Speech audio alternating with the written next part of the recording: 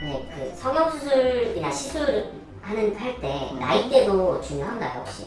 나이대 확실히 요즘엔 좀 중요하다고 좀 많이 느끼고 있죠. 어릴수록 효과가 좋다는 말씀이신 거죠? 즉 그 말씀이신 거. 어릴수록 효과가 좋다? 당연히 그런 뭐 수술도 있겠죠. 근데 그것보다는 정말 레더라는 게 있거든요.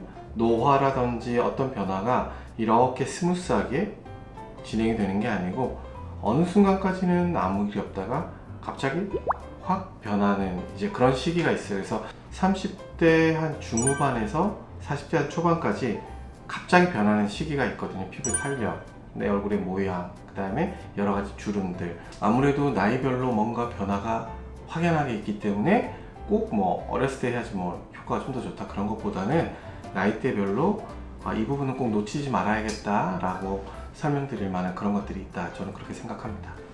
그럼 말씀하신 대로 30대 분들의 기준으로 봤을 때 상담하실 때 제일 어디를 많이들 고민이라고들 하세요? 1번은 이제 팔자 부위죠. 이제 그와 더불어서 이제 볼페인 부분, 피부의 모공, 탄력. 30대 중반에서 후반으로 넘어갈 때 갑자기 내가 확 변했다라고 하면서 오시는 분들이 많으시거든요. 근데 대부분은 이제 팔자가 짙어진 거죠. 근데 팔자가 사실 짙어졌다라고 얘기하기보다는 팔자 윗부분, 그러니까 우리 앞광대 부분이 탄력을 좀 잃고 밑으로 좀 내려오면서 주름이 과하게 보이는 것들이라서 이 부분에 대한 어느 정도의 케어가 있으면은 젊음을 유지하는 데 도움이 되기 때문에 저는 팔자 쪽과 광대 쪽, 옆광대 쪽 페인 부분을 눈에 덜 보이게 하는 것이 가장 좋은 방법이라고 저는 설명드립니다.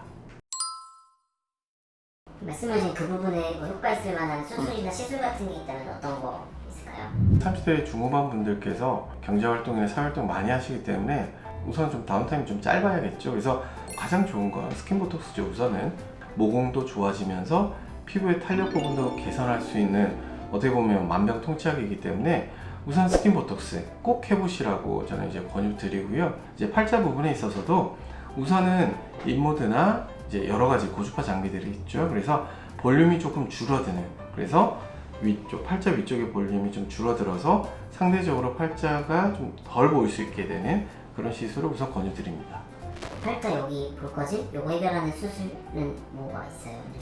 수술 같은 경우에는 사실 엄밀하게 말하면 그때부터는 이제 스마스, 우리 병원에서 하는 이제 스마스 고정이 되겠죠. 그래서 그 스마스 부분을 최대한 콧볼 위치까지 고정을 이제 높이 해서 상대적으로 좀 볼록하게 보이게 하는 거죠. 이제 그렇게 되면 앞광대가 상대적으로 나와 보이게 되고 팔자 쪽은 좀 사이즈가 줄어들게 되고요. 얼굴은 더 짧아 보일 수 있기 때문에 동안이 될 수 있는 방법과 팔자를 보이지 않게 하는 이 두 가지 토끼를 잡을 수 있기 때문에 민트를 이용해서 뼈막에서 고정해서 중안면물을 위로 올리는 스마스 고정법이라든지 혹은 엘라스틱금을 이용해서 중안면을 위쪽으로 끌어올리게 되는 그 두 가지 방법을 가장 많이 선호하시고 또 그리고 수술하시는 편입니다. 그럼 혹시 이 수술은 40대에 하면은 효과 보기가 좀 어려운 거예요? 그러면? 글쎄요, 40대가 하시면 효과를 보기 어렵다? 사실 그렇지는 않고요. 다른 것들을 함께 하셔야 되는 경우는 많으시죠. 그래서 30대 분들은 이 앞광대만 올라가더라도 어느 정도 많은 효과를 보실 수가 있지만 40대, 50대가 되시면 사실 여기만 문제인 건 아니거든요. 특히나 이제 40대, 50대가 되시면 입가의 주름 때문에 고민이 정말 많으신데 이 부분이 해결이 되면서 팔자가 함께 해결이 돼야 되기 때문에 여러 가지 수술을 함께 하시는 경우가 많기 때문에 이걸 해서 효과가 없다는 것이 아니고 이것만 해서는 효과를 보기가 조금 어려우시니까 다른 걸 좀 병행하시는 경우가 많다. 저는 그렇게 말씀드릴 수 있습니다.